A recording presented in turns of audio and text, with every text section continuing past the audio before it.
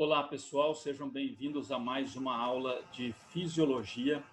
Nós daremos continuidade ao sistema digestório, a segunda parte, onde vamos falar sobre o processo de digestão no estômago, né? E no duodeno. Vamos aqui abrir a nossa aula. Muito bem. Fisiologia do sistema digestório, parte 2.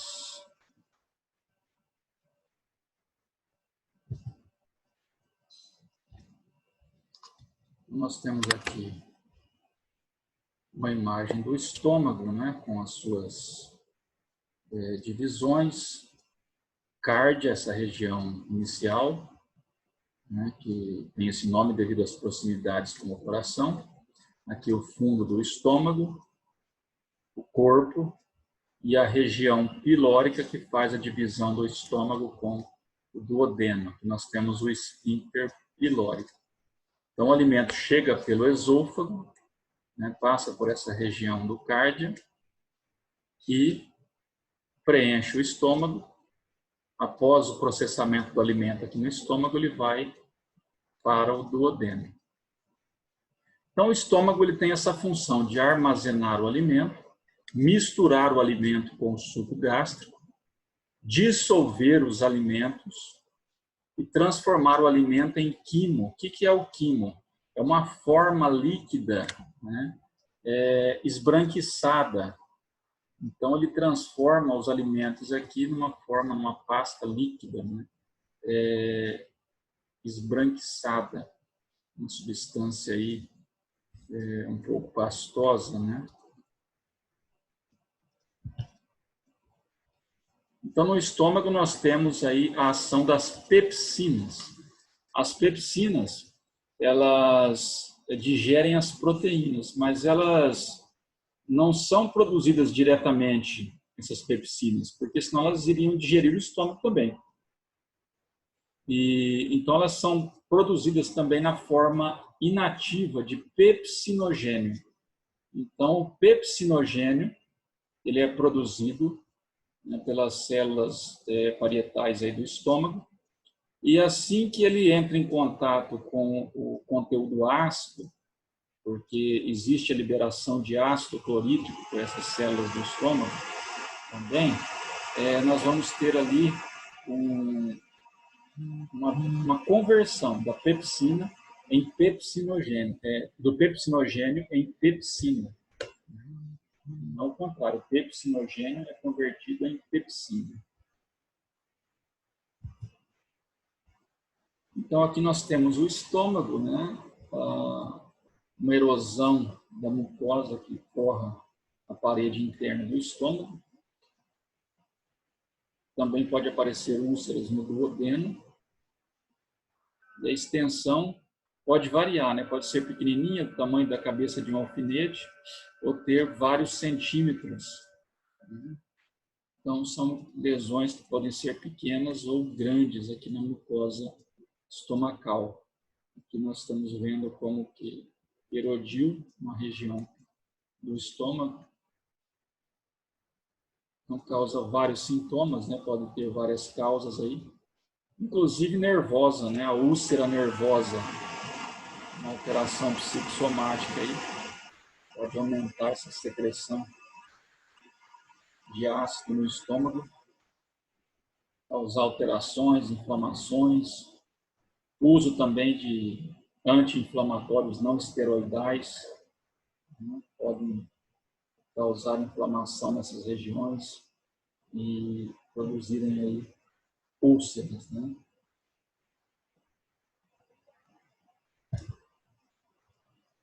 Componentes do suco gástrico. Então, vamos ver o que compõe esse suco gástrico. Nós temos aí o ácido clorídrico. O ácido clorídrico ele reduz o pH gástrico, ele vai acidificar, ele vai manter o pH do estômago entre 0,9 e 2, bem baixo, bem ácido. E proporciona assim a melhor destruição das células do alimento que chegou até ele, para que os nutrientes possam ser absorvidos. Ele vai permitir também a conversão do pepsinogênio que é o antecessor da pepsina, como nós falamos. Então, a pepsina que inicia a digestão de proteínas que chegaram até o estômago. O muco, que é produzido ali, né, pelo esôfago também, que desce para o estômago, no próprio estômago também, nós temos aí uma lubrificação do conteúdo gástrico. Esse muco é importante para lubrificar e proteger a mucosa gástrica. Então, alterações no muco também podem prejudicar essa parede, né, essa mucosa gástrica, levar a alterações, a inflamações e até a úlceras, né?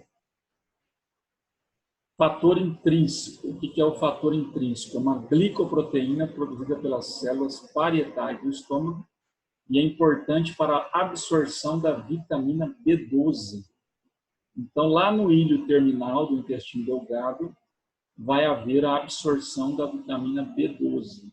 Só que é necessário uma glicoproteína produzida lá no estômago para que isso aconteça. Sem o fator intrínseco, a vitamina B12 ela não absorve, né? O fator intrínseco, a vitamina B12 não é absorvida no intestino delgado e, como consequência da falta dessa vitamina, surgem alterações neurológicas. Não só alterações neurológicas, mas também podem surgir anemias, né? E algumas alterações aí importantes a nível neurológico, né? Vamos focar aqui que as principais são a nível neurológico, incluem perda de memória, depressão e também até alucinações auditivas e visuais podem ocorrer devido a uma deficiência de vitamina B12. Então, um resumo, né, da digestão e absorção do estômago: o alimento chega até o estômago e distende, né, a parede. Com isso, aumenta o pH, né, pela presença dos alimentos. O pH é aumentado, ele é alcalino, esse alimento que está chegando, ele é alcalino. Então, vão produzir o quê? Impulsos nervosos que vão estimular, né, o fluxo gástrico e também a produção de ácido, né? Já que existe ali uma alcalinidade produzida pelos alimentos, ele vai ter que acidificar. Então, é produzido ácido clorídrico, e esse ácido clorídrico é importante para converter o pepsinogênio em pepsina, que vai digerir as proteínas.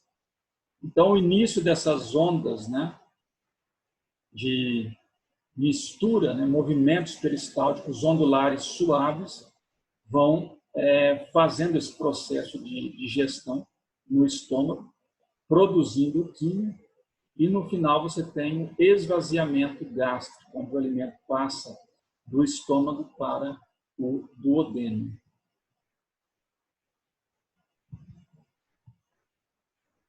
O quimo é formado, então, no estômago.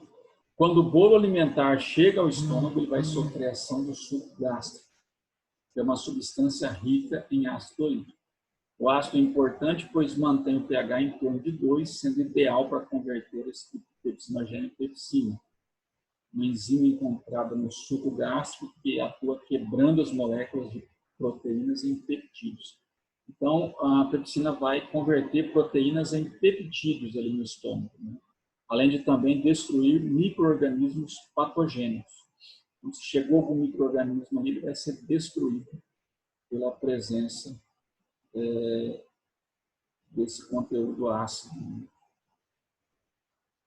Pepsina. No suco gástrico também é encontrada uma pequena quantidade de lipase, uma lipase que digere, uma enzima que digere gorduras, né? Bem como renina em indivíduos jovens. Olha só, em indivíduos jovens aparece até a presença aí de renina. Após a ação de todas essas substâncias, o bolo alimentar transforma-se em massa semilíquida, branca e ácida, né? Um componente pastoso, né? Que é o quimo, né? Então, o principal evento da digestão química, qual que é? É iniciar a digestão das proteínas pela enzima pepsina. É bem claro isso. e é secretada na forma inativa e ativada no contato com o ácido clorídrico. A pepsina é mais eficaz no ambiente intensamente ácido do estômago. Quanto mais ácido, mais eficaz a pepsina. Fases da digestão. Na fase cefálica, na cabeça, acontece o quê? 35% dos eventos. Então, começa o quê? A secreção salivar. Então, você tem um estímulo visual, né? Você viu o alimento, você sentiu o cheiro do alimento, você saboreou o alimento, então você tem olfato, paladar, você mastiga esse alimento e deglute, né? E o alimento, então, passa da boca para o orofaringe, né? Laringofaringe e esôfago, né? Vai seguir o trajeto ali pelo esôfago. Então, a orofaringe delimita ali, e a laringofaringe delimita a parte superior e cefálica dos eventos de fase cefálica. Os nervos vagos estimulam as glândulas gástricas a secretar o suco gástrico. Então, você sentiu o cheiro do alimento por via estimulação vagal, né? Por estimulação vagal, você já tem a produção de gastrina. Então, a gastrina vai levar à produção de histamina.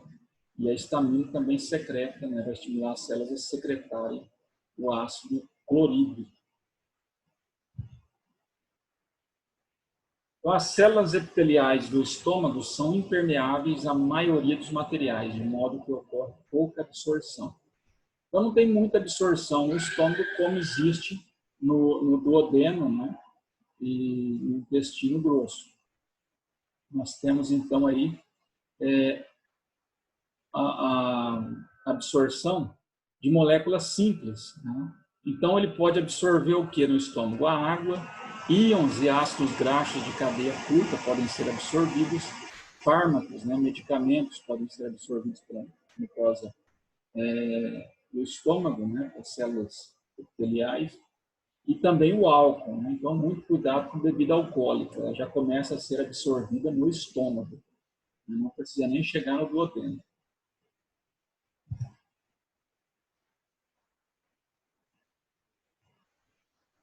Fase gástrica, né? Agora é responsável por 65% da secreção, né? Totalizando aí 100%. Então, na fase gástrica, nós temos estímulo para a secreção, a distensão do estômago. Lembra que nós falamos que o alimento chega no estômago e distende as paredes do estômago, né? Esse é um fator que estimula a digestão na fase gástrica. A presença das proteínas e dos aminoácidos vão estimular também a liberação, né, de hormônios que vão participar da digestão. Elevação do pH, né? Então, nós tínhamos um pH baixo, esse pH vai ser elevado, né? E essa elevação do pH estimula a secreção também, e o controle pelo hormônio gastrina, né? Que é liberado por via vagal, quando você começa então, a ter contato com o alimento, já no início da alimentação. Então, a gastrina, vamos falar sobre a gastrina. A gastrina estimula as glândulas a secretarem o suco gástrico. Então, as glândulas parietais vão secretar esse suco gástrico. Reforça a contração do esfíncter cárdico. Então, essa parte inicial do estômago começa a se contrair, e a gastrina também relaxa o esfíncter pilórico. Então, é como se ela ajudasse a forçar o alimento, né, da parte superior do estômago para a parte inferior, né, o âncora do estômago, e ali para a parte pilórica, né? Relaxou o esfíncter pilórico, o alimento, então, vai passar do estômago para o duodeno. Então, essa é a função da gastrina: estimular as glândulas a secretarem suco gástrico, reforçar a contração do esfíncter cárdico e relaxar o esfíncter pilórico. Fases da digestão 3. Intestinal. Agora ocorre o quê? Inibição para não sobrecarregar o duodeno. Então, mediadas pelos hormônios colecistossimina e secretinas. O duodeno pode ser sobrecarregado. Então, existem controles aí para que o alimento seja liberado, né, conforme foi digerido no estômago, e ele vai passando, então, através dos movimentos peristálticos ali, para o duodeno, né, gradativamente, e vão ocorrer eventos aí para não sobrecarregar o duodeno com conteúdo ácido, por exemplo, né, e com gorduras. Então, vai haver uma digestão também no duodeno, né, um processo de secreção de substâncias como a colecistossimina e a secretina. Então, vamos ver aqui, o quimo chegou no duodeno, né, no primeiro segmento do intestino delgado. Então, ele contém o quê? Aminoácidos derivados da digestão de proteínas e ácidos graxos derivados da digestão de triglicerídeos. Então, quando as proteínas, né, e triglicerídeos digeridos ali estão na forma, né, de aminoácidos e ácidos graxos, existe uma secreção, um estímulo, né, de secreção da colecistossimina. Então, as células epiteliais da mucosa, né, vão secretar a colecistossimina, que atua no hipotálamo, né? Então, esse hormônio, né, a colecistossimina, ela vai fazer com que as células estimulem a secreção de suco pancreático. Então, ela estimula a secreção do suco pancreático lá no pâncreas e estimula também a contração da vesícula biliar.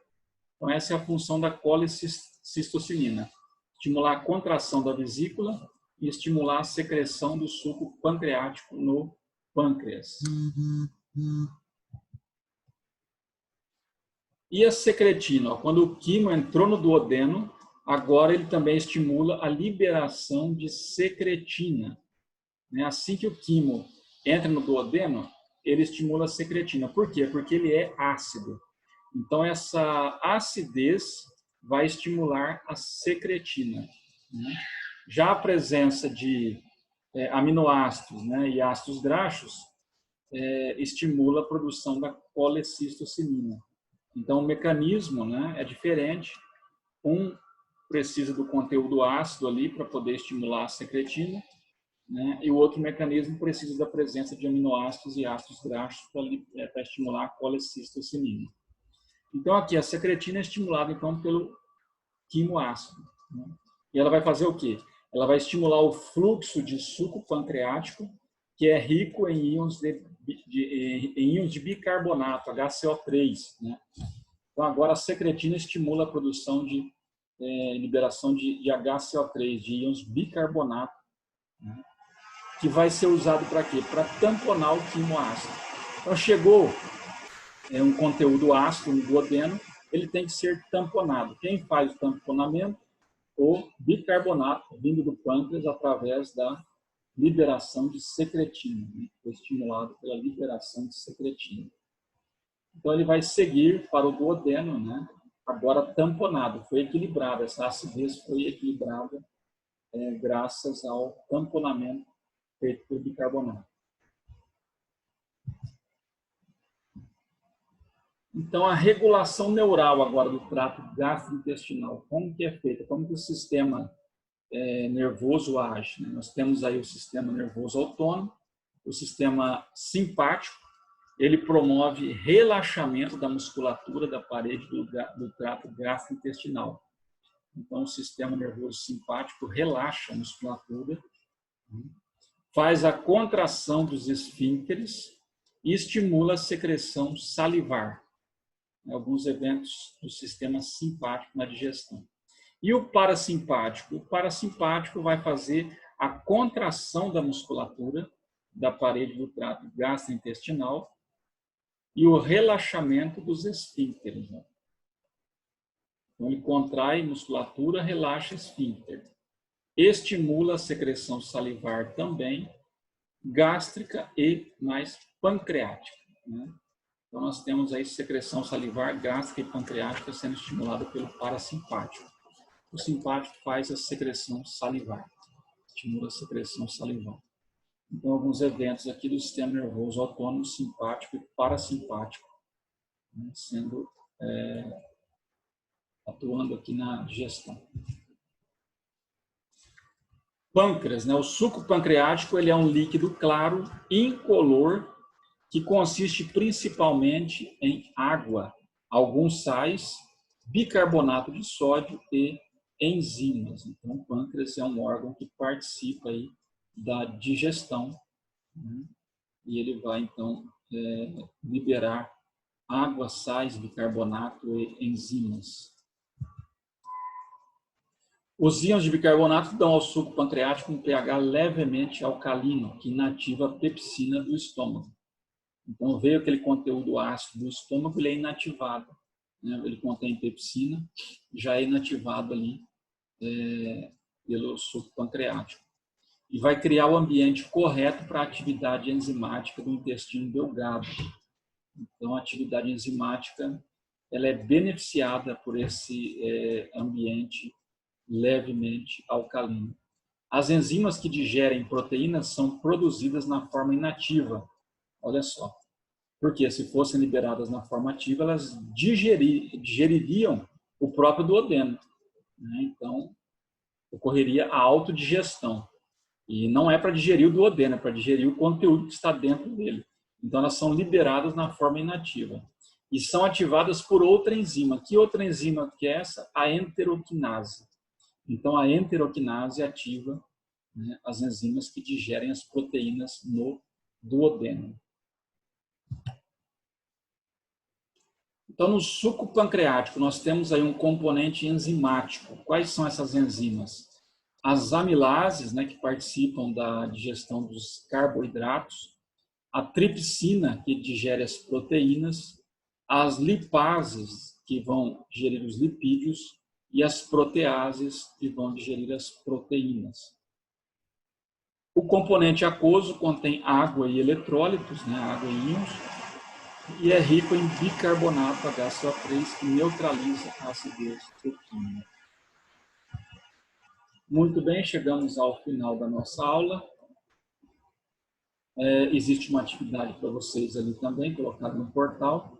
Vocês estudem, resolvam a atividade e nós nos encontraremos aí na próxima aula, se Deus quiser.